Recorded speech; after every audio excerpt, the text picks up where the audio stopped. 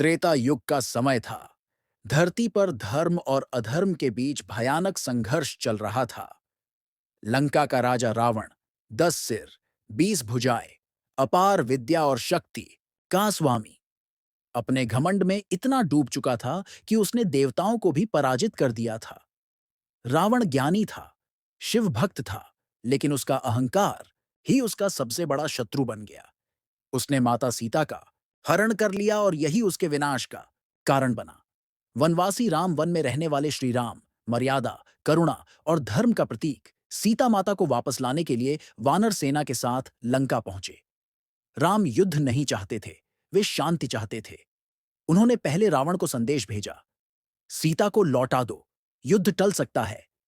लेकिन रावण हंसा और बोला, मैं रावण हूं, राम जैसे साधारण मनुष्य से नहीं डरता।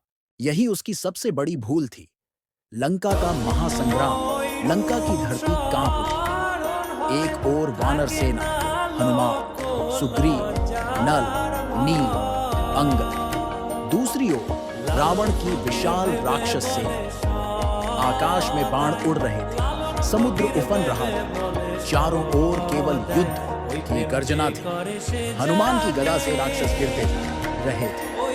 लक्ष्मण ने इंद्रजीत को पराजित किया। रावण के भाई कुंभकर्ण का अंत हुआ, लेकिन रावण का घमंड कम नहीं हुआ। रावण का अभिमान, युद्ध भूमि में रावण स्वयं उतरा। उसके रथ से अग्नि निकल रही थी, 10 सिर गरज रहे थे। रावण बोला, राम, तू धर्म की बात करता है, लेकिन युद्ध में धर्म नहीं, शक्ति चलती है।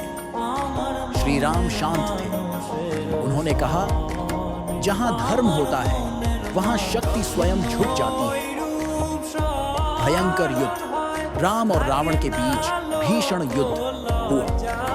राम के बाण से रावण के सिर कटे, लेकिन हर सिर के स्थान पर नया सिर उगा।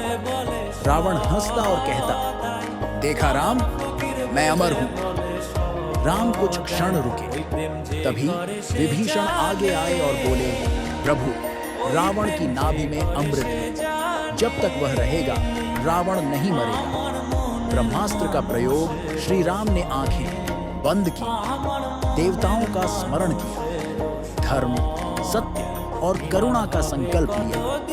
उन्होंने ब्रह्मास्त्र उठाया, पूरा आकाश प्रकाश से भर गया।